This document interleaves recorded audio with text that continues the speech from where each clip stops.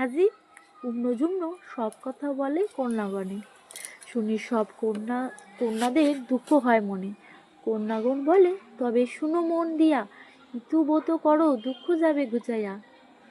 উম্নজুম্ন শুনি তাহা তোরা স্নান করে, কন্যাগণ সঙ্গে তারা ইতুবত করে। বধূর শেষে ইতু পাশে বলে দুই বোন, বাপ মার দুঃখ ইতু করো বিমোচন।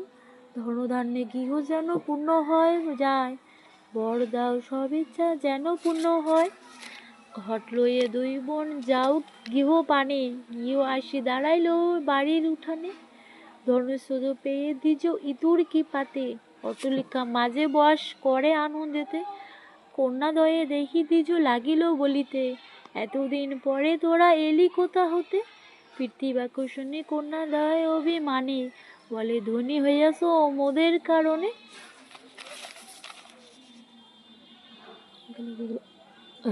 ইতবত করি মোরা অতি ভক্তি ভরে, তাই তুমি রহিয়াছ সুখের মাঝারে।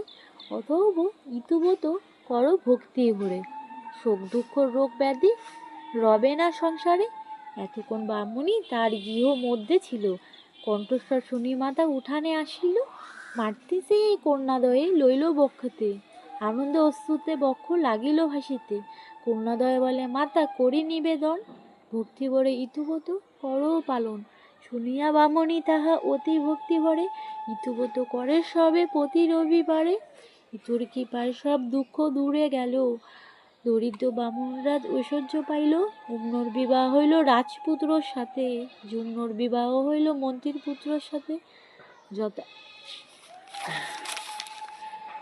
যথাকালে ব্রাহ্মণের এক পুত্র হয়, রূপ